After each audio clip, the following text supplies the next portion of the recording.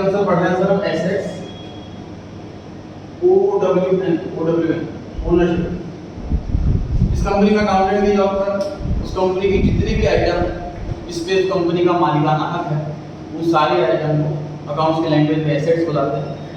कभी भी कंफ्यूजन हो तो आप सेंटेंस बना करके देखें, अगर ओन वर्ड बन रहा है सेंटेंस में तो वो एसेट हो गई। जैसे मैं मेडिकल स्टोर पे अकाउंटिंग की जॉब कर रहा हूँ तो मेडिकल स्टोर वाला बोल सकता है I own this building, I own these medicine, I own this furniture, I own the cash, I own the bank balance, I own some amount from debtors. तो जहाँ जहाँ ओन वर्ड आ रहा है वो सारी आइटम एसेट्स बन जाती है सर। एसेट्स सारी प्रॉपर्टी है बिजनेसमैन की।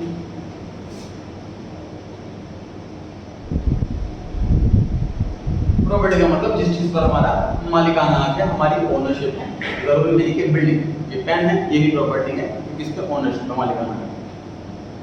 थोड़ी कैटेगराइजेशन लायबिलिटी साइड के टाइम पर देखी थी लास्ट क्लास में। एसेट्स की भी दो कैटेगरी, नॉन करंट एसेट्स और करंट एसेट। ध्यान से करंट एसेट किसे कहेंगे?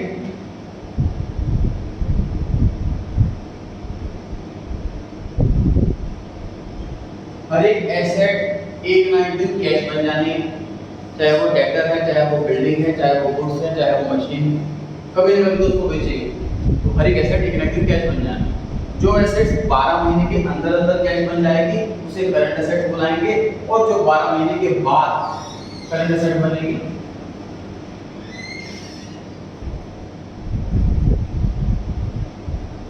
जो 12 महीने के बाद करंट एसेट बनेगी उसे बुलाएंगे हम नॉन करंट एसेट। जैसे कि बिल्डिंग हमने सर खरीदी हुई है बिजनेस करने के लिए, बेचने के लिए नहीं। अगर हमारा बिजनेस रियल एस्टेट का तो वो गुड्स है, समझ पा रहे हैं आपकी बात। और प्रॉपर्टी डीलर के अकाउंटेंट है, बिल्डर के अकाउंटेंट है, फिर तो जो प्रॉपर्टी है वो गुड्स है, वो तो करंट एसेट रहेगा। अगर हम कोई और बिजनेस कर रहे हैं तो प्रॉपर्टी हमें खरीदी ताकि उसके अंदर बिजनेस कर सकें। बिल्डिंग खरीद बेचेंगे कई सालों के बाद, वो नॉन करंट एसेट है। ठीक है जी। तो कैटेगरी में इस तरीके से जो 12 महीने के अंदर बिक जाए वो करंट एसेट, जो 12 महीने के बाद बिके वो non current asset. Question number 5 पढ़ रहे हैं हम पेज नंबर 8 पर। Page number 8 question number 5। Explain the meaning of the following terms: assets, capital और books। पहला assets, an asset is a property or legal rights owned by a business। और debtor को सामान बेचते हैं उधार, कोई थोड़ा कोई सामान आ गया हमारे पास, पर लीगल राइट तो है से पैसा लेने का। By a business to which money value can be attached, उससे मनी वैल्यू अटैच कर सकते हैं, मतलब कोई ना कोई मनी की वैल्यू होगी उसकी। तो जैसे कुछ इमोशनल चीजें होती हैं, हमारी कोई पुरानी, मेरे सपोज कोई दादाजी का कोई गिफ्ट क्या वो रखा हुआ है, वो मेरी प्रॉपर्टी है, उसकी मनी वैल्यू नहीं है सपोज, तो वो सेट नहीं हुई, मनी वैल्यू अटैच होनी चाहिए। In other words anything which will enable the firm, enable means able to, able मतलब होता है योग्य, मैं इस काम करने के एबल, अनेबल en लगाने से वो वर्ड ना वर्ब बन जाता है अनेबल। जैसे कैश का मतलब सर रुपए होते हैं, अब एन कैश का मतलब क्या होता है, कैश में कन्वर्ट करना। मैं बोलूँ मैंने अपनी बाइक कैश कर ली, मतलब मैंने बाइक को कैश में कन्वर्ट कर लिया, मतलब बाइक बेच दी। ठीक है, तो en लगाने से वो चीज वर्ब बन जाती है। अनेबल मतलब एबल करना, enable the firm to get cash, या तो कैश मिल जाएगा, और an economic benefit in the future is an asset, कोई ना कोई पैसों वाला बेनिफिट मिलेगा, इकोनॉमिक बेनिफिट मिलेगा। एग्जांपल एसेट की sir land, building, machinery, furniture etcetera.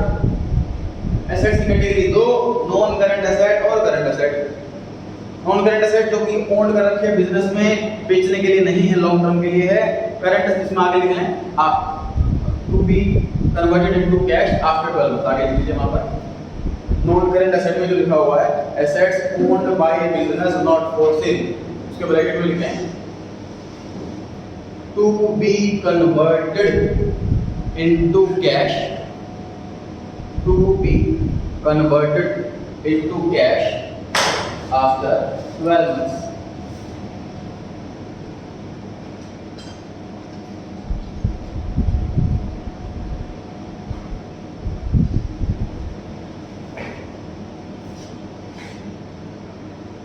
Second वाला जो है करंट एसेट्स, उसमें लिखिए to be converted into cash up to 12 months. ऊपर वाले में आफ्टर है और नीचे वाले में अप टू। रिपीट कर रहा हूं, to be converted into cash after 12 months, और अगले वाले में to be converted into cash up to 12 months. एक में आफ्टर है, क्या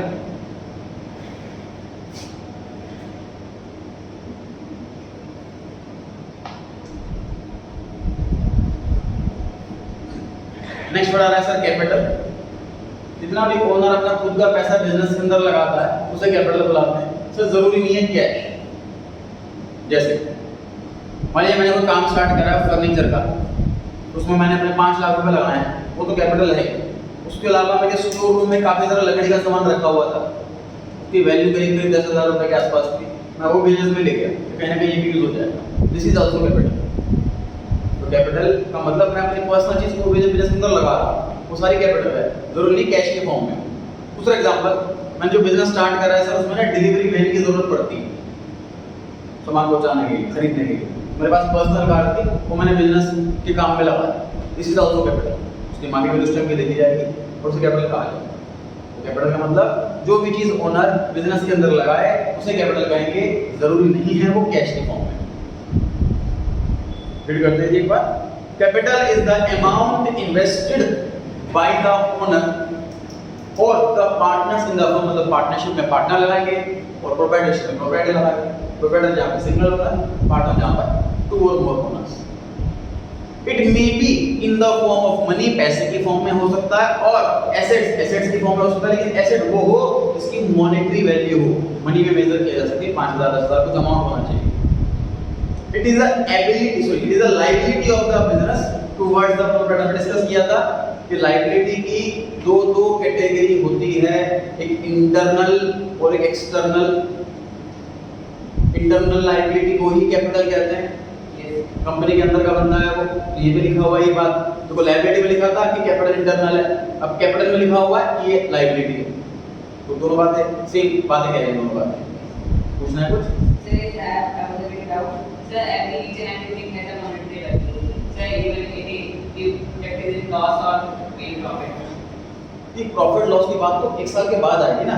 अभी हम क्या कर रहे हैं, मान लीजिए एक अप्रैल को बिजनेस स्टार्ट करा, तो ओनर अपने घर से 5 लाख रुपए लेकर के आया, 2 लाख की कार लेकर के आया, 50,000 का पुराना फर्नीचर लेकर के आया, वो बिजनेस के अंदर लगा दिया। सर, आपके गाने से जिसकी मॉनेटरी वैल्यू हो, हाँ, उसको एसेट मानेंगे। हाँ, सर, कौन जिसकी मॉनेटरी वैल्यू नहीं है। जैसे एग्जांपल दिया था, मेरे को दादाजी की कोई चीज है, मेरी कोई गुड लक की कोई आइटम दे रखी है उन्होंने मेरे को, वो मेरे पास घर पे रखी थी, वो बिजनेस में ले गया, ठीक है, तो उसकी मॉनेटरी वैल्यू कुछ भी नहीं, उसको एसेट नहीं बोला।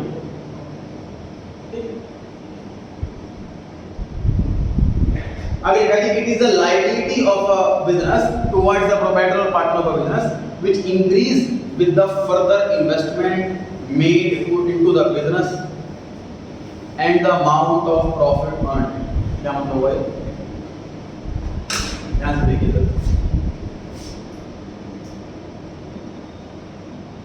सर, बैंक से लोन लिया मैंने 10 लाख रुपीस का, 10% इंटरेस्ट से। आज 10 लाख का लोन लिया, तो 10 लाख का लोन हो गया, लायबिलिटी हो गई, कर्जा हो गया, 1 साल पूरा हो गया, और उसमें इंटरेस्ट बनता है 1 लाख। अगर सपोज मैंने अभी इंटरेस्ट बैंक को नहीं दिया, तो मेरे पे लोन ऑटोमेटिकली 11 लाख का हो जाएगी लायबिलिटी। 10 लाख का लोन और 1 लाख का टोटल लायबिलिटी 11 लाख की होगी। मतलब liability of loan increases by the amount of interest. ये क्लियर हो पा रही है? क्लियर हो पा रही है? इसी तरीके से लोन की जगह जब ओनर कैपिटल लगाता, सपोज 10 लाख की कैपिटल लगाई और 1 साल कंप्लीट होने के बाद 1 लाख रुपए प्रॉफिट हुआ, तो जैसे हम लोन पे इंटरेस्ट देते हैं वैसे ही कैपिटल का प्रॉफिट देते हैं। जैसे 1 लाख का प्रॉफिट होगा तो कैपिटल ऑटोमेटिकली 10 से 11 की हो जाएगी। Capital increases by the profit earned, same like a loan increases by the amount of interest. जैसे इंटरेस्ट से लोन बढ़ता है वैसे प्रॉफिट क्या बढ़ती है। क्लियर हो गई बात? अच्छा सर, ऐसा भी हो सकता है कि ओनर ने 10 लाख रुपए स्टार्टिंग में लगा दिए, उसके बाद 5-6 महीने हो गए, उसका बिजनेस बढ़िया चल रहा है और उसे लग रहा है कि और ऑर्डर्स आ रहे हैं तो और पैसा लगाना है मुझे, तो 2 लाख रुपए और लिया है। इसे बोलते हैं further investment, further capital introduce. इससे कैपिटल बढ़ेगी। फॉर एग्जांपल 10 लाख का मैंने बैंक से लोन ले रखा, 4 महीने बाद 2 लाख का लोन और ले लिया, तो लायबिलिटी और बढ़ेगी। मतलब कैपिटल बढ़ती है किस किस चीज से, प्रॉफिट से कैपिटल बढ़ती है, और कोई और पैसा लगाया ओनर ने, फर्दर इन्वेस्ट करा बिजनेस के, उससे भी कैपिटल बढ़ेगी।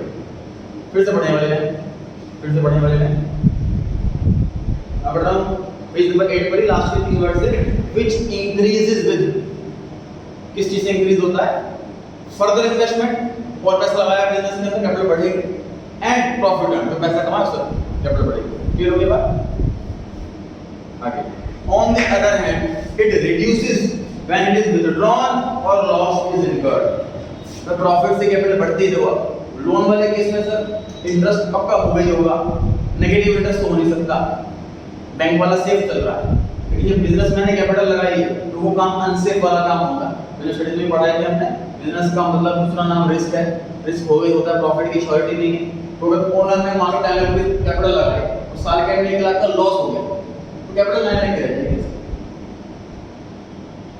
हम अकाउंट को क्या काम करना है, प्रॉफिट हो तो ओनर के सामने रख दो, लॉस हो उसके अकाउंट से पैसे काट दो, तो लॉस से कैपिटल कम हो जाएगा। दूसरी चीज, मान लीजिए ओनर को जरूरत पड़ती है पर्सनल काम के लिए पैसों, उसने बिजनेस से पैसा विड्रॉ कर लिया, कैपिटल अगेन कम हो जाएगा। ठीक है, तो कैपिटल कम किस चीज से होती है, 2 चीजों से, उसने खुद ही पैसा निकाल लिया, विड्रॉ कर लिया ओनर ने, या फिर लॉस हो गया। बिल्कुल अपोजिट है बढ़ने का। बढ़ने के रीजन क्या थे, और पैसा लगा रहा है या प्रॉफिट हो रहा है, घटने की वजह क्या हो गई, पैसा निकाल रहा है या लॉस हो रहा है। ठीक है, आगे, in the case of companies capital is contributed by many, कई लोग मिलकर पैसा लगाते हैं और उन लोगों को शेयर होल्डर्स कहते हैं। It is considered as a liability because under business entity concept, ये वर्ड चैप्टर 3 में डिटेल में समझेंगे, यहाँ पे थोड़ा सा बताया हुआ तो समझ रहे हैं। बिजनेस एंटिटी कॉन्सेप्ट ये सिखाता है हमें कि सर जब भी अकाउंटिंग करो, जैसे मान लीजिए कोई पुलिसमैन है, उसको ये सिखाया जाता है कि जब भी कोई काम करो तो अपने निष्पक्ष होकर के करो, ये मत सोचो कि मेरा फैमिली मेंबर है या मेरा फ्रेंड है। ठीक बात है, तो हम अकाउंटेंट को ये चीज सिखाया जाता है इस टॉपिक के अंदर कि जब भी अकाउंट्स बनाओ तो ये मान के चलो ओनर का बिजनेस नहीं है, वो अलग बंदा है। ओनर कोई 5 रुपए की चीज की दुकान चले तो हिसाब में लिखो, उसके अकाउंट से काटो, जैसे बार बार काटोगे आप हिसाब में। ठीक है, तो हिसाब से बिल्कुल बाहर वाले की तरह समझो उसको। बिजनेस एंटिटी का मतलब बिजनेस की अलग एंटिटी, एक अलग पहचान है बिजनेस की, ओनर से अलग है, it is distinct from the owner. ये सारे इस टॉपिक के अंदर it is considered as a liability because under business entity concept business is a separate and distinct entity from its owners, owner से अलग। Capital is also known as owners equity, दूसरा नाम है जी कैपिटल का, और net worth तीसरा नाम है जी कैपिटल का। ध्यान रखेंगे एग्जाम में केवल क्वेश्चन ऐसा आ जाता है, what is net worth, explain. बच्चे सोचते हैं कहां से क्वेश्चन आ गया, ध्यान रखना है कि नेट वर्थ कैपिटल का ही दूसरा नाम है, ओनर्स इक्विटी कैपिटल का ही दूसरा नाम, एक चीज के 3 नाम हो गए।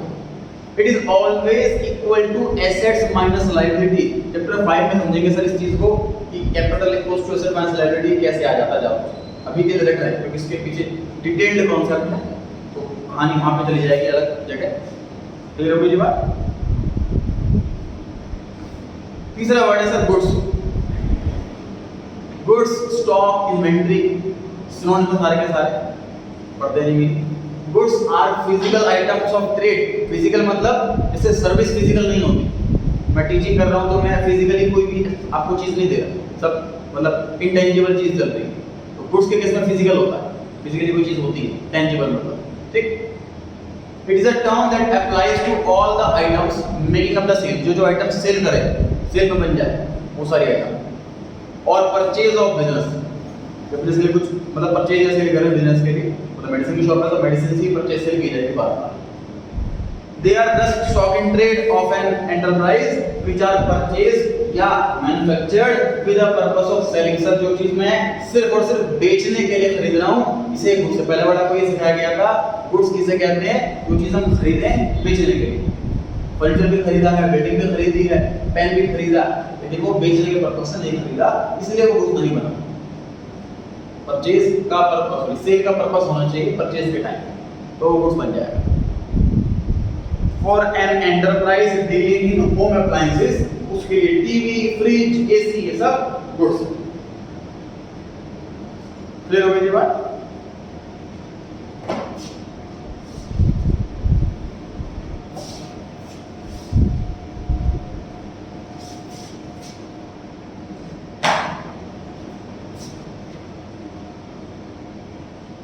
देखिए ध्यान से।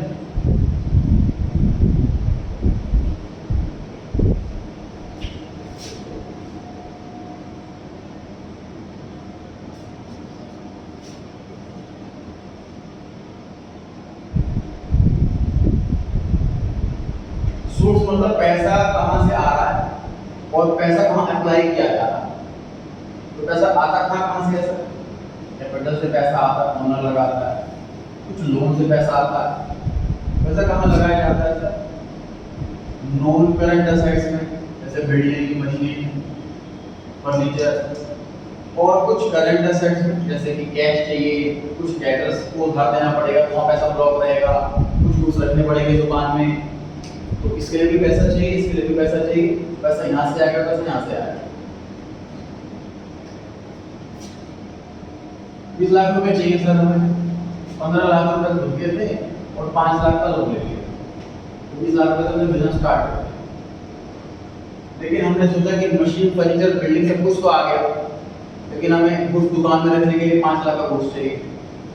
वो गुड्स जैसे हम बेच देंगे ग्राहक को, वो कहता है पैसा 3 महीने बाद दूंगा, दुकान खाली हो गई, फिर भरना है, डेटर के लिए पैसा चाहिए, ब्लॉक करने के लिए, मतलब हमें इस काम के लिए पैसा चाहिए। सपोज 8 लाख करंट असेट्स के, ठीक। लेकिन हमने क्या सोचा कि अगर हम उधार दे सकते हैं तो उधार दे भी सकते हैं। करंट लायबिलिटी क्या चीज है?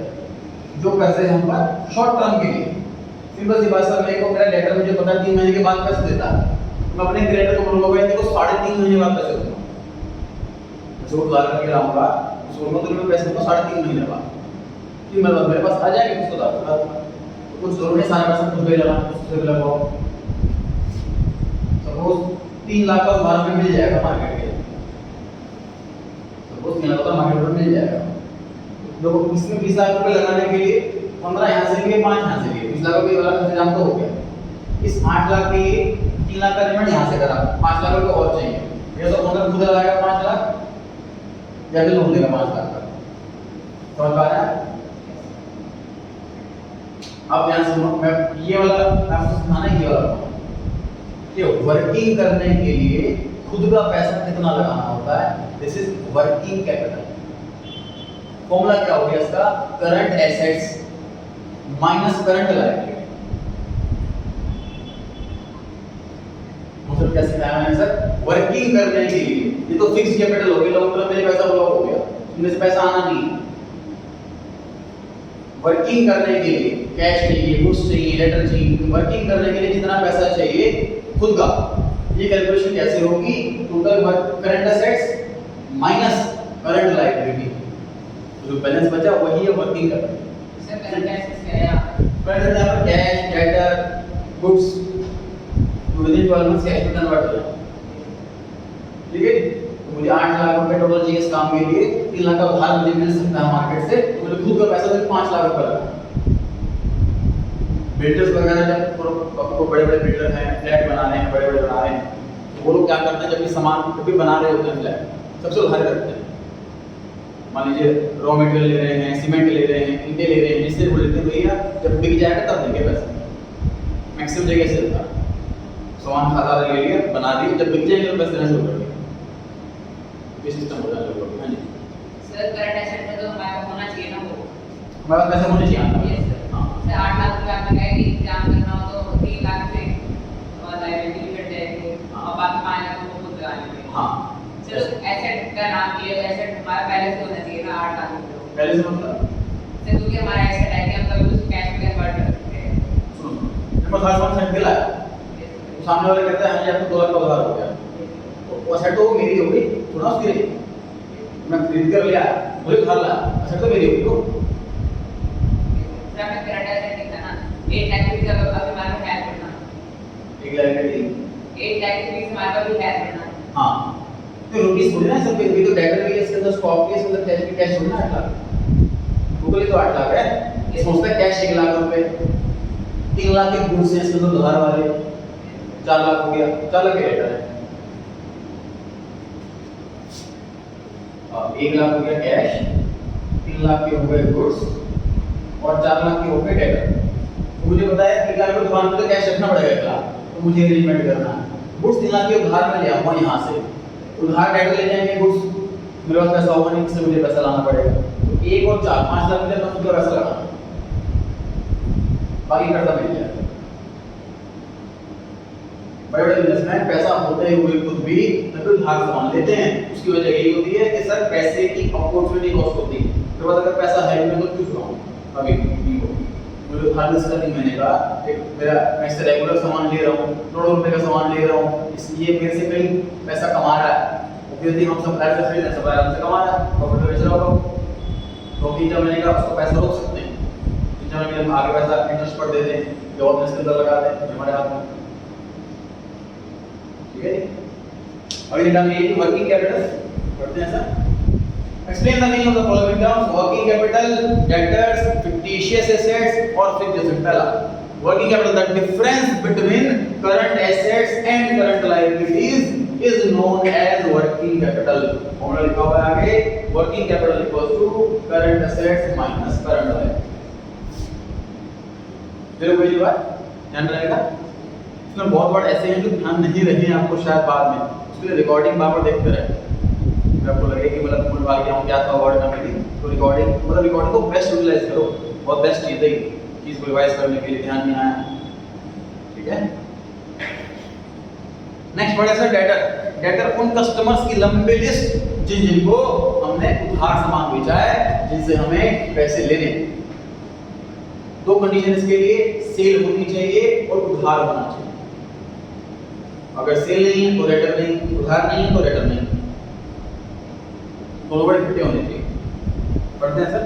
Debtor is a person who ओज द अमाउंट, OWE मतलब डेटर ओज, डेटर पे कर्जा हो गया हमारे लिए, डेटर ओज ना, तो मैंने उधार दिया किसी को, मैं बोलूंगा आई ओन अमाउंट फ्रॉम हिम, तो वो क्या बोलेगा आई ओज टू हिम, बोलना रही बात।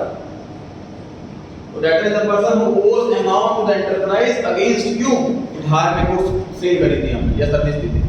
फॉर एग्जांपल जब गुड्स बेचे जाते हैं उधार पर्सन को क्रेडिट पे, तो पर्सन कहलाता है डेटर, क्योंकि उसको पैसे देने हैं एंटरप्राइज को। एंटरप्राइज मतलब बिजनेस, प्रोप्राइटरशिप हो या पार्टनरशिप हो या company. The amount due is known as debt, जो पैसा पेंडिंग है उसे डेट बोलते हैं। डेट वर्ड में भी 20 साल है, ध्यान रखेंगे। थर्ड वाले पार्ट पर बाद में आएंगे, पहले फोर्थ पढ़ा रहे हैं फिक्स्ड एसेट्स। फिक्स्ड एसेट्स बोलो या नॉन करंट एसेट्स बोलो, एक ही बात पढ़ते हैं। Fixed assets are those non current assets, वो करंट लिखा हुआ है। नॉन करंट कौन सी, जो करंट ना हो, करंट कौन सी जो 12 महीने के अंदर कैश में कन्वर्ट हो जाए वो करंट एसेट, जो करंट नहीं है वो नॉन करंट।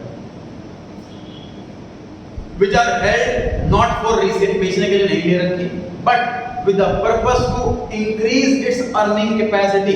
earning capacity बढ़ जाए, सर बिल्डिंग क्यों खरीदी, रेंट बचेगा, मशीन क्यों खरीदी, बाहर से बनवाते हैं सामान, खुद मशीन में बनाएंगे तो और सस्ता पड़ेगा, अर्निंग कैपेसिटी बढ़ा रहे हैं। सर बहुत लोग चीजें, बहुत कंपनी ऐसे हैं जो खुद नहीं बना रही थी। फ्लिपकार्ट से ग्रोसरी सेल कर रही, उसे दिखा अच्छी सेल हो रही है, अच्छी सेल कर पा रहे हैं, तो उन्होंने काफी सामान खरीदना बंद कर दिया, अपना छपवाना शुरू कर दिया। अब फ्लिपकार्ट के ब्रांड नेम से पल्सेस आती हैं, राइस आते हैं, घी आता है, फिनाइल आता है, सोप आती है, फ्लिपकार्ट की कंपनी के नाम से। खुद नहीं करवा रही हो, उन्होंने जो स्मॉल बिजनेसमैन हैं उनको ऑर्डर दे दिया कि आप इस वाली क्वालिटी का बनवाओ, सैंपल पास करवाओ, उस क्वालिटी का बनाओ और हमारा उस पर ब्रांड नेम होगा और सामान बिकेगा। खुद मशीन नहीं लगाएगी। अगर वो खुद मशीन लगाने के बाद और कॉस्ट सस्ती पड़ जाएगी, लेकिन उनके पास ऑलरेडी अपना वास्ट बिजनेस है, उनको जरूरत नहीं एक्सपेंड करने की। पता नहीं लेकिन सर हजारों आइटम आती हैं, लेकिन वो सिर्फ 5-6 आइटम ही बनाता है खुद, बाकी सारे आइटम बनवाते हैं। फॉर एग्जाम्पल जो ऑयल आता है, उनका पीली सरसों का ऑयल आता है, वो खुद नहीं बनाते, मेरे नोन में है, चावड़ी में जाते हैं, वो सप्लाई करते हैं, उनकी खुद की फैक्ट्री। तो वहाँ पर वो जो पतंजलि कंपनी वाले होते हैं, उनको सैंपल पास कराते हैं, सैंपल पास होके हो गया, फिर उनको ऑर्डर मिलता है कि आपको इतनी क्वांटिटी बना करके देनी है, उसको ब्रांडिंग पतंजलि की। तो मशीनरी फर्नीचर से हमारी अर्निंग कैपेसिटी बढ़ती है। आगे there are two types of fixed assets, पहला टेंजिबल, दूसरा इनटेंजिबल। टेंजिबल किसे कहते हैं सर? इसको देख सकें, छू सकें, और इनटेंजिबल इसको देख नहीं सकते, छू नहीं सकते। टेंजिबल एग्जांपल देख रहे हैं, assets having physical existence, assets which can be seen or touched, example land, building, machinery, furniture, ये सब। intangible assets जिनका physical existence है ही नहीं, जिनको देख नहीं सकते, जिनको छू नहीं सकते, example goodwill, trademark, computer software, patents। कोई ट्राई करेगा जी ट्रेडमार्क और पेटेंट्स क्या होते हैं?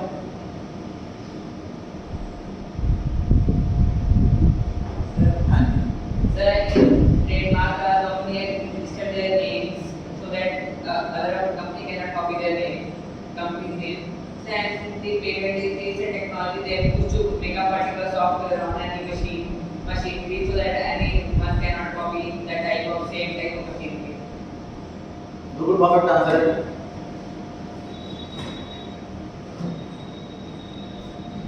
सर मैंने इंस्टीट्यूट खोला एडुकेट के नाम से, उसको मैंने अप्लाई करा, खोलने के बाद कि ये पेटेंट ये मेरे नाम पर हो जाए, कि कोई और एडवोकेट के नाम से इंस्टीट्यूट ना खोल सके। ये एप्लीकेशन प्रोसीजर बड़ा लंबा होता है। जब मैं अप्लाई करता हूँ तो वो चेक करते हैं ऑलरेडी कोई नाम है कि नहीं है इस नाम से। अगर नाम नहीं है तो न्यूज़पेपर में ऐड जाता है गवर्नमेंट की तरफ से, खर्चा हमसे लेते हैं वो, कि इस नाम से ये पर्सन रजिस्टर करवाना चाह रहा है। अगर ऑलरेडी किसी को लग रहा है कि उसका नाम है ये और ये गलत मिसयूज कर रहा है उसके नाम का, तो आए और ऑब्जेक्शन करे इस डेट तक। ऑब्जेक्शन कोई आता है तो फिर केस चलता है कोर्ट में। मैं कहूँगा जी नहीं मेरा नाम है ये, तो इंस्टीट्यूट का मैंने खोल रखा है, मेरा ब्रांड नेम फाइल करें। कोई और कहता है कि नहीं ये ब्रांड नेम मेरा है, मैं कितने सालों से चला रहा हूँ, तो केस चलेगा, डिबेट चलेगा, जो जीत जाएगा फिर हमारे उसका नाम हो जाएगा। तो मैंने एडमिट नाम से अप्लाई करा, मुझे एप्लीकेशन नहीं मिली। जब अप्लाई करते हैं उसके ऊपर टीएम ये लिखना अलाउड होता है, एप्लीकेशन की डेट्स। मैंने आज अप्लाई करते हैं, भले मुझे अलॉटमेंट नहीं मिली, लेकिन मैं आज ही अपने नाम के ऊपर छोटा छोटा टीएम लिख सकता हूँ। टीएम का मीनिंग इसके फुल फॉर्म ट्रेडमार्क की है, लेकिन टीएम का मतलब है कि अप्लाई किया हुआ है इस बंदे ने, इसके नाम पर हुआ या नहीं हुआ ये कंफर्म नहीं हुआ, ये रिजेक्ट हो गई एप्लीकेशन। उसके बाद मैंने दोबारा अप्लाई करा,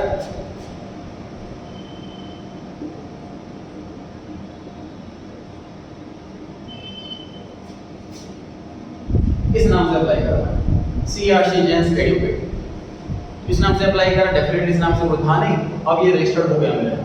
जब मैंने अप्लाई करा तो मैंने इस पर टीएम लिख दिया था। जब ये रजिस्टर्ड हो गया मेरे नाम पर तो मैं इसको कट करके आर लिखा और सर्कल। तो जब भी किसी नाम के ऊपर आप आर सर्कल में देखो तो आपके माइंड में तुरंत क्लिक होना चाहिए ये इसके नाम पर रजिस्टर्ड है। अब ये नाम और किसी को नहीं मिलेगा। जब किसी के नाम के ऊपर आप टीएम लिखो तब सोचो इसने तो अप्लाई कर रखा है, तो हम भी अप्लाई करते हैं, ठीक है, ध्यान रखिएगा। तो अब ये चीज एसेट कैसे हुई समझिए इस चीज को। सर इसमें खर्चा सिर्फ 4-5 हज़ार रुपए का आता है, कोई बड़ा खर्चा नहीं है, एक्सपेंस है, ये एसेट नहीं, ये एसेट का होगी सुनिए। एक बड़ी कंपनी है सर, उसने जैसे आप लेंसकार्ट का नाम सुना है जी आप लोगों ने, लेंसकार्ट के ओनर ने एक और नाम जो है वो रजिस्टर करवा रखा है गिफ्ट कार्ड। गिफ्ट कार्ड इस नाम से उसने रजिस्टर करवा रखा है, कुछ काम नहीं कर रहा उस पर, लेकिन गिफ्ट कार्ड एक अच्छा नाम है। तो कोई बड़ी कंपनी लेंसकार्ट के ओनर से बात करे कि भाई जो गिफ्ट कार्ड वाला नाम है ना ये हमें पसंद आ रहा, इसके रजिस्टर्ड राइट्स को हमें बेच दे, ये पकड़ 1 करोड़ और वो सब कुछ बेच देता है। तो अब जो बायर कंपनी है उसके लिए भी प्रॉपर्टी होती है 1 करोड़ रुपए, समझ आ रही बात। तो सर ट्रेडमार्क एसेट कब बनती है? जब रियल में कोई बाय करता है उसको, खुद के नाम को मैं रजिस्टर करवा ले तो वो एसेट नहीं है, क्योंकि तो फ्री की चीज है ना। भाई मैंने अपने नाम को रजिस्टर करा लिया तो एसेट में लिखूं तो मैं उसमें कितने की लिखूं, 10 लाख तक कितने की लिखूं, तो फ्री की मिली। बच्चा वाला चाहे छोटा तो नॉमिनल था बच्चा, कोई मुझसे मन कोई और कोचिंग इंस्टीट्यूट वाला आता है कहता है ये वाला नाम मुझे सेल कर दो, आप 10 लाख रुपए मुझसे ले लो, ठीक है, 10 लाख रुपए लेकर के मैं अपनी नाम बंद कर दूंगा, फिर वो 10 लाख रुपए को दिखाएगा एसेट्स के अंदर। समझ आ रही है बात? समझ आ रही है बात? अच्छा, अब पेटेंट्स पर आते हैं।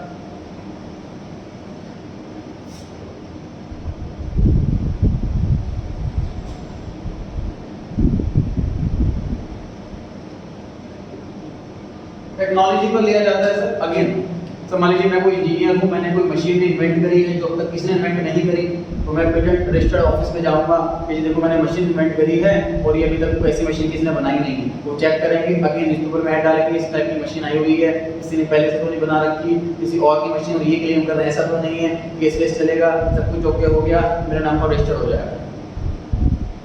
अगेन मुझे तो सिर्फ फॉर्मेलिटी वहाँ पे 5,000 रुपये फीस गई, मेरे लिए एसेट नहीं है। अब कोई बड़ी कंपनी मुझे अप्रोच करती है कि सर आपकी मशीनरी बहुत बढ़िया है, लेकिन आपके पास पैसा नहीं है कि आप अपनी ब्रांड नेम से इस मशीनरी को बल्क में बेच पाओ पूरी कंट्री, पूरे वर्ल्ड के अंदर। हमारी एक बड़ी कंपनी है, आपकी टेक्नोलॉजी हमें बेच दो और हम अपने ब्रांड नेम से इसको बेचेंगे पूरे वर्ल्ड में, अच्छा खासा कमाएंगे। आप बताओ कितने पैसे चाहिए? तो मुझे 2 करोड़ रुपये दे दिए कि पेटेंट मेरे को ले लो। अब वो बड़ी कंपनी के लिए वो 2 करोड़ की एसेट हो गए, तो बड़ी कंपनी रिकॉर्ड करेगी उसको पेटेंट के नाम से। बता दीजिए बात। तो ये जिसकी खुद की होती है वो कभी रिकॉर्ड नहीं करता एज एन एसेट, क्योंकि एसेट को रिकॉर्ड किया जाता है कॉस्ट पर, जिसकी खुद की उसके लिए कॉस्ट है। बता रही बात। तो जो बड़ी कंपनी खरीदती है वो रिकॉर्ड करती है इसको एज एन एसेट। वो भी देखिए आपने 3 इडियट्स, उसमें जो फुनसुक आमिर खान है उसके पीछे भाग रहा होता है, जब तो कहता है मेरी बड़ी कंपनी है और वो आपसे पेटेंट लेना चाहती है, तो वो बड़ी कंपनी आमिर खान को पेमेंट करती है कि आपकी जो मशीनरी है वो हम अपने ब्रांडिंग से बेचेंगे, हमारी कंपनी कमाएगी। दूसरा मूवी जो अजय देवगन की टार्जन मूवी आई है, उसमें वो एक कार का डिज़ाइन बनाता है और वो कार की कंपनी के पास जाता है कि ये मेरा पेटेंट है, इस पर मैंने डिज़ाइन बनाया हुआ है, आप अपनी कंपनी में इस कार को बना करके डिज़ाइन को बेचो और मुझे पैसे चाहिए। अब पैसे किस हिसाब से लेना है वो एग्रीमेंट पर डिपेंड है। उस टाइम मैं बोलूँ मुझे पल में 5 करोड़ रुपये दे दोगे, फिर आपका हो गया पेटेंट। या फिर मैं ऐसा बोलूँ मुझे पर कार इतना लाख रुपये चाहिए, ऐसा भी हो सकता है। उसका ये भी बोलूँ कि जो ब्रांडिंग होगी वो दोनों के नाम से होगी, मेरा भी नाम हो आपका भी नाम हो, ऐसा होना चाहिए। हीरो और होंडा ऐसा क्या कॉन्सेप्ट है? हीरो इंडियन कंपनी है, होंडा फॉरेन की कंपनी है। होंडा वालों को इंडिया में अपना काम खोलना तो उन्होंने हीरो से टाइप करा कि जब आपका ब्रांड नेम पहले से है, हमारी टेक्नोलॉजी रहेगी, मिलकर काम करेंगे, हीरो होंडा नाम बोलता रहेगा। नाम हीरो होंडा का आया, बाइक चली अच्छी खासी फेमस हो गई, उसका तो एग्रीमेंट खत्म हो गया। अब होंडा ने अपनी अलग कंपनी खोली, हीरो ने अपनी अलग कंपनी खोली हुई है पहले से। अब हीरो की अलग आती है, होंडा की अलग आती है, ठीक है। तो पेटेंट होता है वो हमेशा बायर वाला रिकॉर्ड करता है, बायर। क्लियर हो गई बात? तीसरा वर्ड भी है सर कॉपीराइट। सी सर्कल में इसका सिग्नेचर होता है। कॉपीराइट का मतलब क्या होता है sir? Right to copy. Copy में से नकल करना, नकल करने का राइट, उसकी और कॉपीज बनाने का राइट। अगेन सर मैं राइटर हूं, मैंने बुक लिखी हुई है 11th 12th बीकॉम सी बनाया और 9th बुक लिखी है मैंने अभी तक। तो ये बुक्स का राइट जो है वो मेरे पास है, इसका कंटेंट का राइट मेरे पास है, लेकिन मेरे लिए कॉस्ट कुछ भी नहीं है इसकी। मैं तो हार्ड वर्क की तो कॉस्ट नहीं है, मनी के फॉर्म में नहीं है। अगर कोई पब्लिशर मुझे आकर के कहता है कि आपकी जो बुक है वो हम अपने पब्लिशिंग हाउस में छापेंगे और बेचेंगे, आप हमें बताओ कितने पेमेंट दोगे? मैं सोच कहता हूँ मुझे 20 लाख रुपए दे दो और आपके कॉपीराइट हो गए, तो 20 लाख रुपए उनके लिए सेट हो गए क्योंकि उन्होंने पैसे दिए, ठीक है। अगेन कॉपीराइट भी इसके खुद के हैं, उसके लिए कोई कॉस्ट नहीं है, उसको जो बायर होगा वो रिकॉर्ड करेगा उसको एज एन एसेट, ठीक है जी। तो कुछ हमने पढ़ा goodwill, trademark, computer software patents, सारी सारी इनटेंजिबल एसेट्स।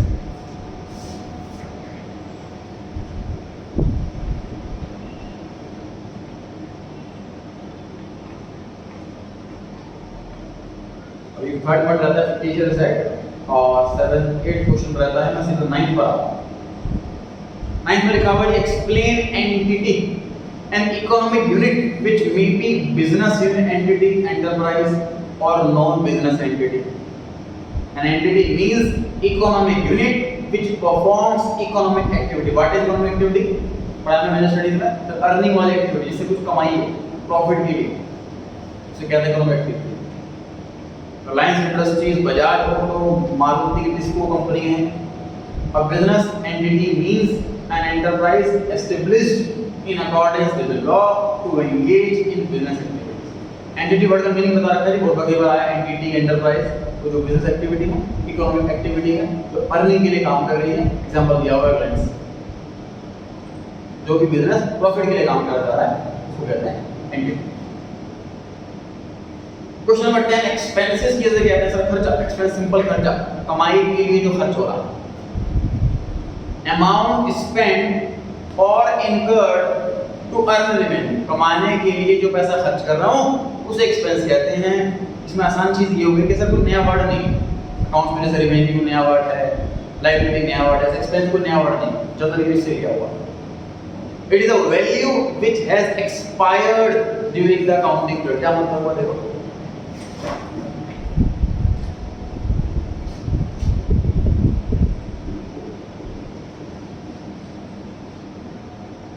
सर एसेट और एक्सपेंस इन दो वर्ड में एक सिमिलैरिटी कि पेमेंट दोनों में होती है।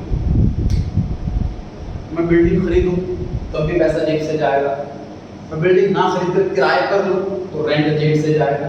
दोनों में सिमिलैरिटी क्या है कि पेमेंट दोनों में होती है। अब दोनों में डिफरेंस क्या है, ये शॉर्ट लाइफ है, ये लॉन्ग लाइफ। रेंट के मैंने पैसे दिए, एक महीने बाद पैसे खत्म हो गए। बिल्डिंग खरीदने के लिए पैसे दी, एक साल पूरा हो गया, अभी पैसे बचे हुए, बिल्डिंग बची हुई है मेरे पास।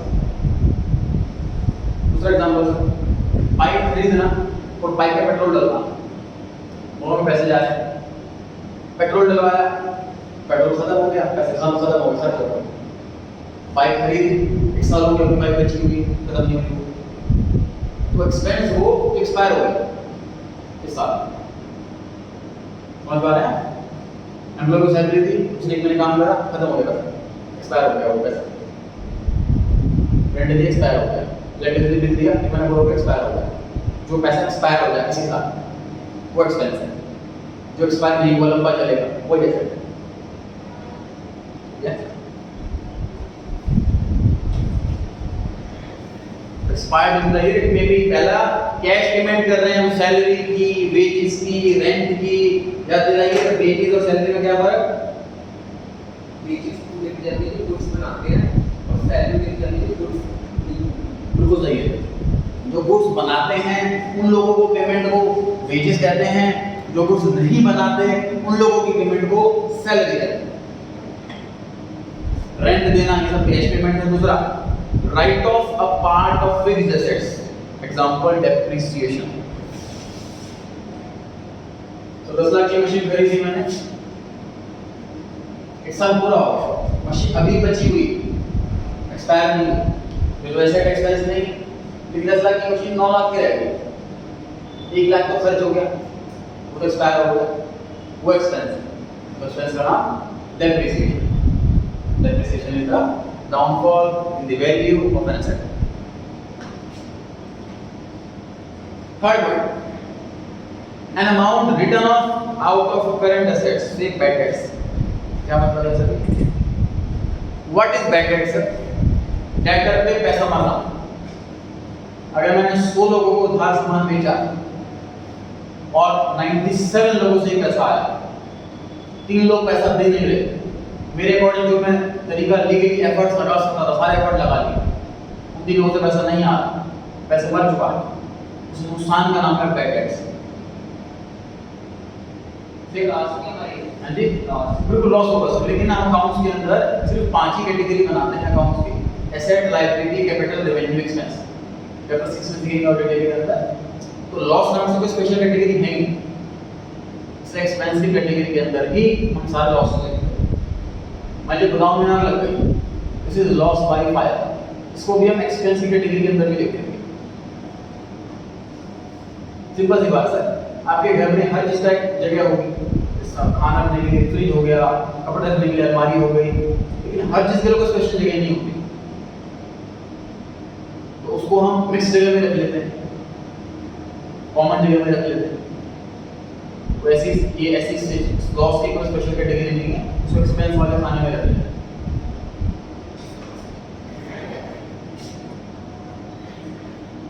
Point number 4, decline in the value of asset से इन्वेस्टमेंट। इन्वेस्टमेंट्स का मतलब क्या होता है सर समझ? इन्वेस्टमेंट वर्ड समझना आसान वर्ड नहीं है, समझना ध्यान से। ये राम स्कोर,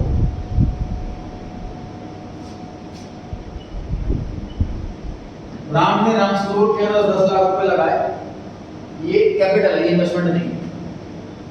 जो ओनर पैसा लगाता है बिजनेस के अंदर उसे कैपिटल कहते हैं, उसे इन्वेस्टमेंट नहीं कहते।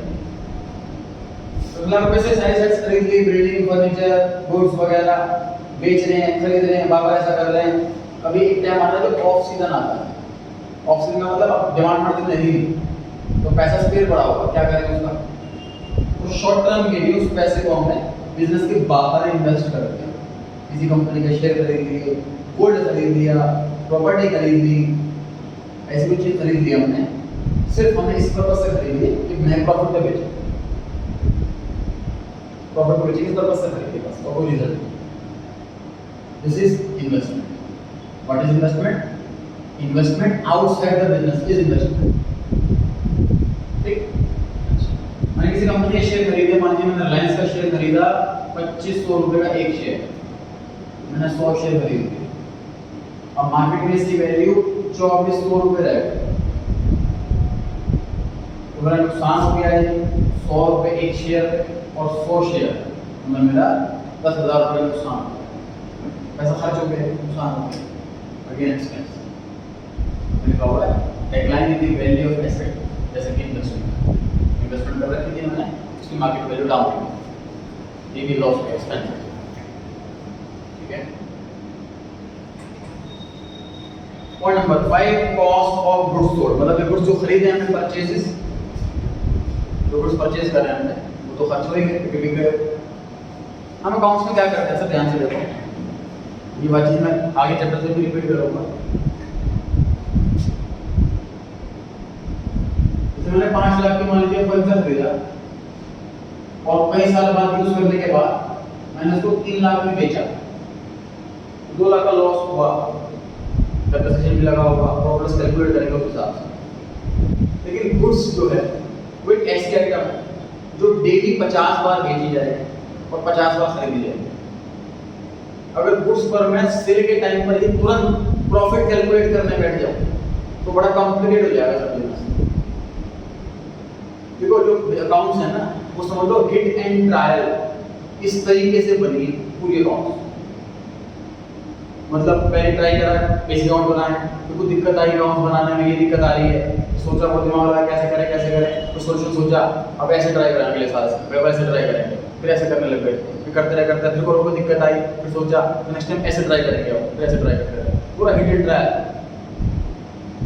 तो गुड्स को पहले खरीदा जाता था, 5 लाख में खरीद लिया, बहुत सारे गुड्स हैं, अब इसमें से मैं थोड़े से गुड्स बेचे, मतलब 50,000, और प्रॉफिट कैलकुलेट करने बैठूंगी गुड्स कितने खरीदे थे, किराया भी आया था, टैक्स भी था वगैरह वगैरह, बहुत कॉम्प्लिकेट हो गया। उसको आसान करने के लिए हम अकाउंटेंट क्या करते हैं, देखो जब 5 लाख के गुड्स खरीदे, पूरा खर्चा हो गया सब, पूरा नुकसान खर्चा हो गया।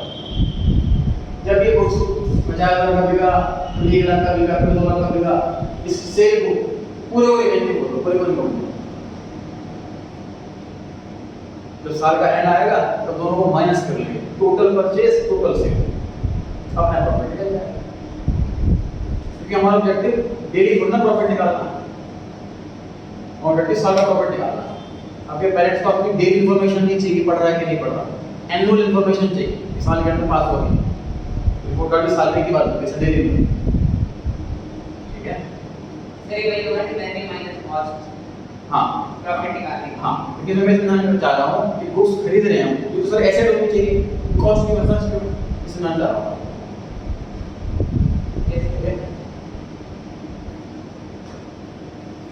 तो 5 पॉइंट फिर से रीड कर लेते हैं क्वेश्चन के, एक्सपेंस के अंदर 5 पॉइंट कौन से आए।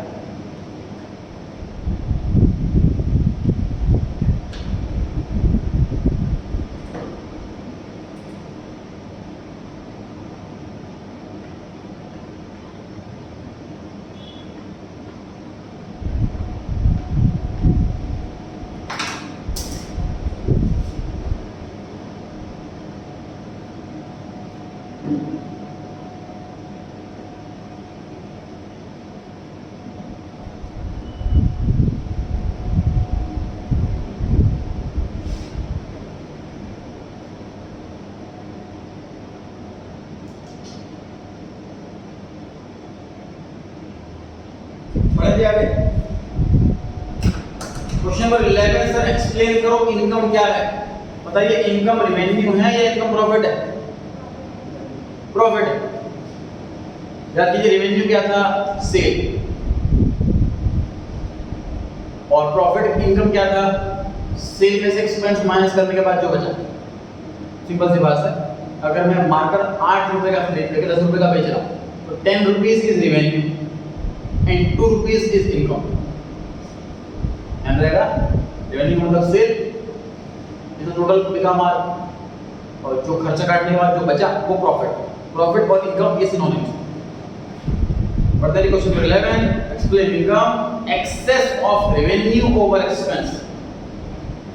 जितना रेवेन्यू ऊपर है एक्सपेंस से वो वाला पोर्शन इनकम है।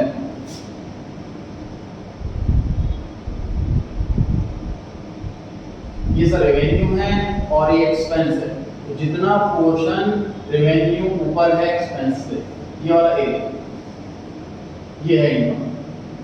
Access of revenue over expense. Income is the profit earned during an accounting period. In other words, income is the excess of revenue over expense. Accounting period क्यों लिखा हुआ है सर? प्रॉफिट हर एक साल का निकाला जाता है। जैसे एमएनसी में सर पैकेज होता है, वो एनुअल पैकेज होता है। मुझे कहता है कि जॉब लगी, इसका 20 लाख का पैकेज है, मतलब उसकी साल की सैलरी 20 लाख। मुझे 3 साल हो गए जॉब करते हुए, तो कुछ तुम्हारा पैकेज कितना होता है ना, 60 लाख बोलेगा, मैं 60 लाख का पैकेज, ऐसा नहीं बोलेगा, 20 लाख ही बोलेगा। मतलब सैलरी जो है वो पीरियोडिक कॉन्सेप्ट है, हर साल की अलग होती है, हर साल की अलग कैलकुलेट की जाती है। समझ आ रही है बात? तो इससे पूछा तेरे पास प्रॉपर्टी कितनी है, तो वो जितनी प्रॉपर्टी उसके पास होगा 10 साल पुरानी या 5 साल पुरानी चीज समझ, कभी खरीदी हो सारी कितनी बताएगा, मेरे पास 4 प्रॉपर्टी हैं। समझ आ रही है बात? एसेट और लायबिलिटी तो बताया जाता है एक एग्जैक्ट स्टेट पर टोटल इतनी है, तो ये जो इनकम और एक्सपेंस वाली चीज होती है वो पीरियड की ही बताई जाती है। समझ आ रही है बात? In other words, it is a broader term than profit and includes profit from activities other than its operating activities. ये क्या कॉन्सेप्ट हुआ सर?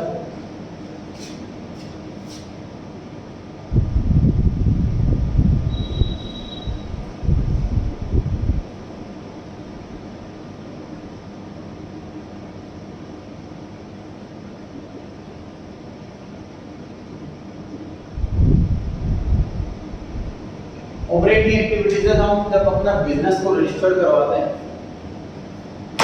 ऑनलाइन में स्टेशनरी सप्लाई करने का काम करता हूँ। तो जब स्टेशनरी सप्लाई कर रहा था मैं, तो काफी सारे ऑर्डर स्टेशनरी के मैंने पूरे करे। उसके बाद एक फोटोस्टेट पेपर होता है, उसका ऑर्डर आया, तो ऑर्डर पूरा नहीं कर पाया।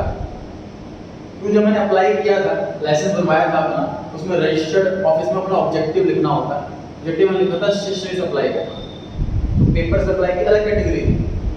तो मैंने अपने लाइसेंस को अपडेट करवाया पहले कि पेपर इसमें ऐड करवाया लाइसेंस के, फिर मैं पेपर सप्लाई कर पाया, वरना सप्लाई नहीं कर पाता। ऑपरेटिंग एक्टिविटी क्या होती है सर? जिस काम के लिए हमारा बिजनेस रजिस्टर्ड, वही काम ऑपरेटिंग एक्टिविटी कहलाता है। फॉर एग्जांपल जियो कम्युनिकेशन हो गया, वो रजिस्टर्ड है टेली कम्युनिकेशन की सर्विस देने के लिए, प्लस मोबाइल की सेट भी सेल करने के, दोनों काम हो गए।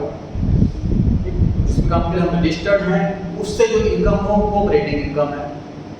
और कोई अदर इनकम हो जाए, इसके लिए हमारा काम रजिस्टर्ड नहीं है, ऐसी इनकम हो जाए तो वो नॉन ऑपरेटिंग इनकम। जैसे मेरे बैंक में पैसा पड़ा रहता है, उससे इंटरेस्ट मिल गया, मेरा भी इनकम तो है, नॉन ऑपरेटिंग इनकम।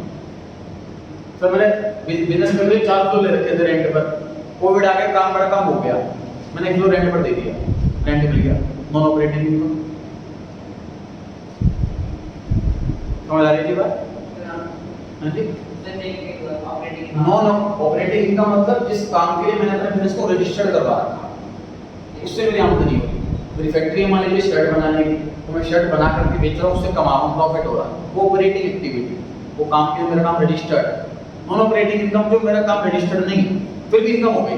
जैसे बैंक में पैसा पड़ा, उसको इंटरेस्ट मिल गया, कोई जगह मैंने रेंट पर दे दी, वहाँ से रेंट मिल गया, ऐसी इनकम नॉन ऑपरेटिंग इनकम। ठीक है, तो लास्ट वाली लाइन थी, वो ये बताना चाह रहा है कि प्रॉफिट वर्ड तो सिर्फ ऑपरेटिंग वाला होता है, इनकम वर्ड में ऑपरेटिंग और ऑपरेटिंग दोनों इनकम आ जाते हैं। इनकम ब्रॉडर कॉन्सेप्ट होता है, ठीक है। फिर से लास्ट में क्या लिखा था, it is a broader term than profit. Income वाली टर्म जो है वो बड़ी है प्रॉफिट वाली टर्म से, क्योंकि प्रॉफिट में प्रॉफिट तो activities, because it includes profit from activity other than operating activity. Income word के अंदर ऑपरेटिंग एक्टिविटी के अलावा बाकी एक्टिविटी का प्रॉफिट भी जुड़ा हुआ है। समझ आ रहा है? मतलब आपको मैं बोलूं ऑपरेटिंग एक्टिविटी से मुझे प्रॉफिट हुआ 3 लाख और नॉन ऑपरेटिंग एक्टिविटी से मुझे प्रॉफिट हुआ 1 लाख। अब जब पूछूं प्रॉफिट कितना, आप बोलोगे 3 लाख। मैं पूछूंगा इनकम कितनी, तो आप बोलोगे 4 लाख। पूछा जाए प्रॉफिट कितना, तो आप बोलोगे 3 लाख, जो ऑपरेटिंग एक्टिविटी वाला बस। आपसे पूछा जाए कि इनकम कितनी हो बताओ, तो आप बोलोगे 4 लाख टोटल। ध्यान रखें, इनकम ब्रॉडर कॉन्सेप्ट है, इनकम के अंदर ऑपरेटिंग भी नॉन ऑपरेटिंग। ध्यान रखें। 12th क्वेश्चन पर आते हैं सर।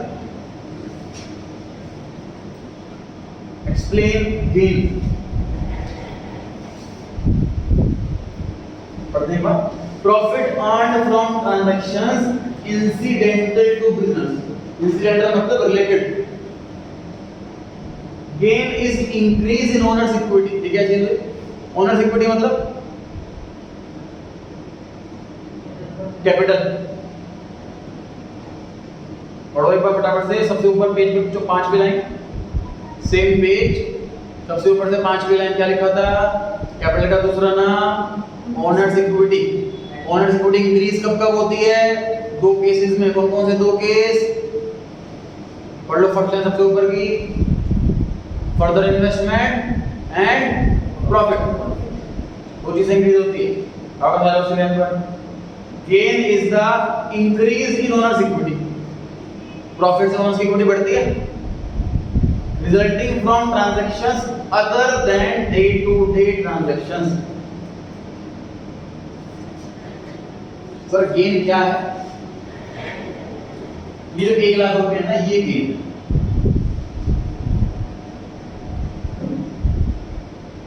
प्रॉफिट मतलब जो मेन काम से कमाया, गेन मतलब अदर देन मेन एक्टिविटी से कमाया, इनकम मतलब दोनों को समेशन। मतलब सर मैं कोचिंग इंस्टीट्यूट चला रहा हूँ, तो कोचिंग इंस्टीट्यूट जो अर्न कर रहा हूँ मेरे लिए प्रॉफिट है। मैं सीए प्रैक्टिस कर रहा हूँ, उससे जो अर्न कर रहा हूँ मेरे लिए प्रॉफिट है। सर मैं शेयर्स की ट्रेडिंग कर रहा हूँ, मेन काम है, उससे जो मैं अर्न कर रहा हूँ प्रॉफिट है। और पता लगता है कि प्रॉपर्टी बिक रही है, मैं प्रॉपर्टी खरीद ली, जैसे महंगी हुई बेच दी, वो मेरा मेन काम नहीं है, बाई चांस मिली तो बेच दी, वो मेरी नॉन ऑपरेटिंग एक्टिविटी है, वो मेरे लिए गेन। ठीक है, आगे लिखा हुआ है पहचान डे टू डे ट्रांजैक्शन से अलग हो, जो इर्रेगुलर हो। इर्रेगुलर मतलब जो रेगुलर नहीं होता, और non recurring nature. Word sir occur, occur मतलब होना, रीअकर मतलब बार बार होना, नॉन रिकर मतलब नॉन रिकरिंग, जो बार बार नहीं होता। तो सर गेन एक ऐसी आइटम है जो बार बार नहीं होती, है ना। Stating differently, it is a profit that arises from transactions which are not the operating activity of the business. Explanation, जो operating activity नहीं है उनसे कमा रहे हैं हम, but are incidental to it, such as gain on sale of land, machinery, investment. तीनों चीजें चेक करो, अपने बेचने के लिए नहीं करें। सर मुझे बिजनेस करना है, मैंने इसके लिए बिल्डिंग खरीद ली, इसके अंदर बिजनेस करूंगा। बिल्डिंग गुड्स है कि नहीं है? नहीं, गुड्स तो बोलते हैं इसको बेचने के लिए खरीदा। पर मैंने बिल्डिंग खरीदी है, उसके अंदर बिजनेस करूंगा, तो बिल्डिंग गुड्स तो नहीं है। मैं इसके अंदर बिजनेस कर रहा हूँ, 3-4 साल में बिजनेस कर रहा हूँ, अच्छा बिजनेस चल रहा है और मेरा बिजनेस बहुत एक्सपेंड हो रहा है, मुझे बड़ी बिल्डिंग की नीड है, तो मैं भी सारी बिल्डिंग को बेच कर नहीं खरीदने जा रहा हूँ। इस बिल्डिंग को मैंने बेच दिया, 5 लाख प्रॉफिट में बिक गई। अब ये नॉन ऑपरेटिंग इनकम, मेरा मेन काम तो नहीं है बिल्डिंग बेचना। ठीक है, वैसे इनकम को गेन बोलते हैं और इनकम का पार्ट होता है। जब मतलब ऑपरेटिंग इनकम को हमें वो इनकम कहते हैं और नॉन ऑपरेटिंग इनकम को गेन कहते हैं। ऑपरेटिंग इनकम को प्रॉफिट कहते हैं और नॉन ऑपरेटिंग इनकम को गेन कहते हैं, और दोनों को ऐड कर तो इनकम बोलते हैं। सही बात है। ऑपरेटिंग एक्टिविटी से जो कमाया उसको प्रॉफिट बोलो, नॉन ऑपरेटिंग एक्टिविटी से जो कमाया उसको गेन बोलो, और इन दोनों को ऐड करके उसको इनकम बोलो।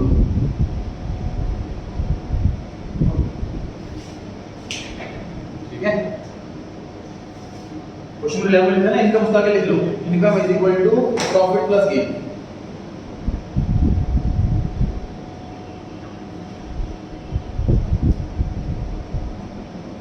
Income is equal to profit plus gain. तो प्रॉफिट को अंडरलाइन करके लिख लो ऑपरेटिंग एक्टिविटी, और गेन को अंडरलाइन करके लिख लो नॉन ऑपरेटिंग एक्टिविटी। उससे आपको रिजल्ट मिला, तुरंत क्लिक करके ध्यान आ जाएगा ये क्या था। क्या लिखा हमने, income is equal to profit plus gain. Profit में क्या लिखा हमने कि ऑपरेटिंग एक्टिविटी, और गेन में non operating activity.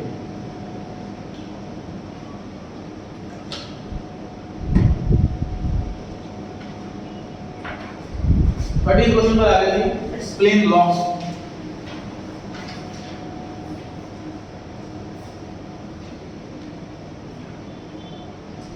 Excess of total expense over total of revenue and other income।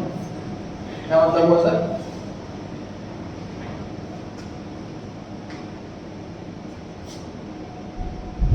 Total expense हुए मेरे 6 लाख,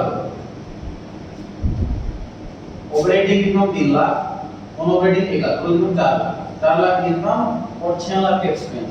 एक्सपेंस ज्यादा हो गए इनकम से, 2 लाख रुपए लॉस हो गया। ये लिखा हुआ है यहाँ पर, टोटल एक्सपेंस ज्यादा है, टोटल रेवेन्यू अदर इनकम भी आ गया इसके। आगे का जी, loss is the excess of expenses of a period over its revenue and other income. It decreases the owners equity. याद कीजिए ओनर्स इक्विटी क्या होता है? कैपिटल। कैपिटल डिक्रीज कैसे होता है? लॉस से। दूसरा विड्रॉल ऑफ कैपिटल, विड्रॉ कर लेते हैं जब लॉस हो जाता है, जब लॉस लिखा हुआ है कैपिटल कम हो जाती है। It is a broad term and includes loss incurred in its operating activity, money और moneys worth lost against the firm receives no benefit. जैसे कि कैश या गुड्स जल गए आग में, या लॉस को नॉन रिकरिंग नेचर का हो, जैसे कि हमने फिक्स्ड लॉस एग्जांपल भाई, जैसे बिल्डिंग में बिजनेस कर रहा था, बिजनेस एक्सपेंड करना है, मुझे बड़ी बिल्डिंग लेनी है, तो छोटे वाली बिल्डिंग बेच रहा हूँ, by chance building come rate में बिकी तो लॉस हो गया। तो इसमें कह रहा है कि लॉस ब्रॉडर कौन सकता है, क्यों? क्योंकि इसमें जो मेन काम कर रहा हूँ उससे लॉस हुआ, वो भी लॉस यही पर आएगा। और कोई मुझे ऐसा, जैसे मतलब प्रॉफिट में 2 कैटेगरी थी, मेन काम से कमाया तो प्रॉफिट, मेन काम से नहीं कमाया तो गेन। लॉस में से तो 2 टर्म नहीं, यहाँ पे लॉस ही है, ऐसे टाइप के लॉस को भी लॉस, ऐसे टाइप के लॉस को भी लॉस। ठीक है, 14 क्वेश्चन फॉर एक्सप्लेन परचेजेस। ध्यान रखना जी सर, मशीन खरीदे तो मशीनरी अकाउंट लिखें, बिल्डिंग खरीदे बिल्डिंग अकाउंट लिखें, कंप्यूटर खरीदे कंप्यूटर अकाउंट लिखें, लेकिन जब गुड्स खरीदे तो परचेज अकाउंट लिखें। रिपीट करता हूं, मशीन बेचे मशीन अकाउंट लिखें, फर्नीचर बेचे फर्नीचर अकाउंट लिखें, लेकिन जब गुड्स बेचे तो सेल्स अकाउंट लिखें। कॉन्सेप्ट क्या है सर? अभी एक्सप्लेन किया, दोबारा एक्सप्लेन कर रहा हूं कि सर मशीन जब हम खरीदते हैं उसे कई साल बाद बेचते हैं तो कॉस्ट में और सेलिंग प्राइस में जो डिफरेंस होता है वो हमारा प्रॉफिट लॉस कैलकुलेट करता है। लेकिन गुड्स, अगर हम गुड्स अकाउंट खोलें, मैं गुड्स खरीद के लाया 3 लाख रुपए के और ये गुड्स मैंने बेच 3 लाख में, तो अगर मैं गुड्स अकाउंट में लिखूंगा तो 50,000 का डिफरेंस आ जाएगा, तो प्रॉफिट लिखना पड़ेगा। तो प्रॉफिट हर बार सेल में मुझे कैलकुलेट करना पड़ेगा, ये कॉम्प्लिकेट हो जाता है सर। इसलिए कॉन्सेप्ट क्या निकाल रखा है अकाउंटेंट ने आसान करने के लिए, जब 3 लाख का सामान खरीदो उसे गुड्स मत बोलो, परचेजेस बोलो। जब 3.5 लाख में बेचो उसे गुड्स मत बोलो, सेल्स बोलो। तो साल का एंड आएगा तो दोनों को माइनस करके ऑटोमेटिकली प्रॉफिट निकाल लेंगे आसान से। मतलब जो कॉम्प्लिकेशन है वो एक ही बार होगी ना, एटलीस्ट बार बार नहीं होगी, हम स्मूथली बिजनेस कर पाएंगे। मतलब सपोज कस्टमर लाइन लगी हुई है और हम जो कैलकुलेट करें प्रॉफिट कितना है, मेरे जॉब में 500 यूनिट चाहिए, जितने की आएगी इतना मेरा किराया लगा था, इतना मेरा ब्याज भी लगा, मेरी लेबर भी लगी, इतना मुझे खर्चा बढ़ गया, कैलकुलेट करने बैठता हूँ बार बार, बहुत कॉम्प्लिकेट हो जाएगा। इसलिए हम जब भी कुछ खरीदें परचेज, जब भी कुछ बेचें से तो क्वेश्चन में आपको जब भी परचेज वर्ड दिख जाए तो ये समझना कि ये सिर्फ गुड्स की ही परचेज है। ये सोचना कि सिर्फ फर्नीचर तो परचेज कर सकते हैं, मशीन तो परचेज कर सकते हैं। जब मशीन परचेज करेंगे तो मशीन अकाउंट लिखेंगे, तो परचेज अकाउंट नहीं लिखेंगे। क्यों? तो परचेज अकाउंट लिखने में क्या दिक्कत है? अगर सभी कुछ परचेज करते टाइम हम परचेज अकाउंट ही लिखने लग जाएं, परचेज मिक्स हो जाएगी ना फिर तो। सिंपल सी बात सर, मैंने आपको सामान बेचे उधार, आदित्य को बेचे तो आदित्य नाम लिखूंगा। अब मैं ऋषभ को बेचूं तो भी आदित्य लिखूं तो मिक्स नहीं हो जाएगा फिर? उसका नाम अलग से नाम अलग लिखूंगा ना, तो मिक्स नहीं होगा। ऐसे मशीन खरीदूंगा, मशीनरी अकाउंट, बिल्डिंग खरीदूंगा, बिल्डिंग अकाउंट। गुड्स के लिए बना रखा हमने स्पेशल परचेजेस, गुड्स के लिए बना रखा स्पेशल सेल्स। जब भी परचेज वर्ड पढ़े हैं माइंड में क्लिक करना चाहिए कि सिर्फ गुड्स की परचेज है। जब भी सेल वर्ड पढ़े हैं माइंड में क्लिक करना चाहिए कि सिर्फ गुड्स की ही सेल है।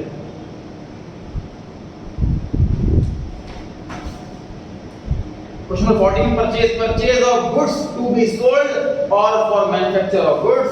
परचेज का मतलब गुड्स चाहे रीसेल के लिए हो या रॉ मटेरियल हो मैन्युफैक्चरिंग करने के लिए।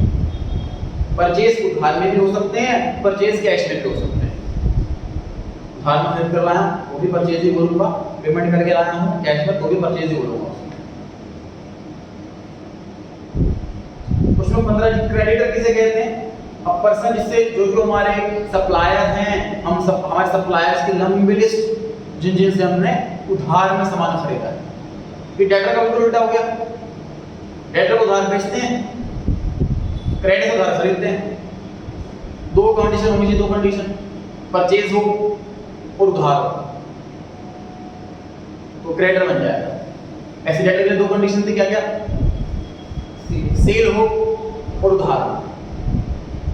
उधार हो और सेल हो तो क्रेडिटर, उधार हो और परचेज हो तो क्रेडिटर।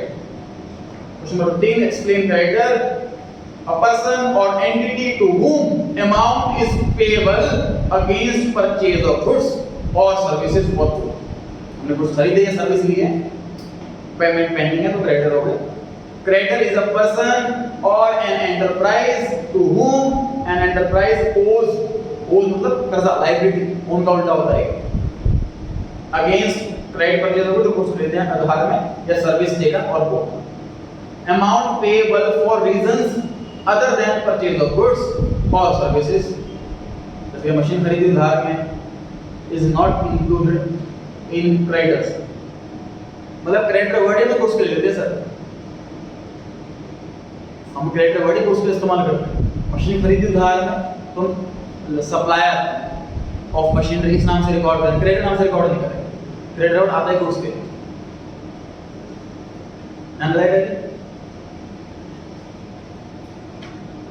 कल इतना करते हैं, आज का रिवाइज करते हैं इसको क्लास साथ। ठीक है, 2 क्लास के बाद चैप्टर कंप्लीट हो जाएंगे, फिर टेस्ट होगा इसका, पूरा आप बता सकते हैं।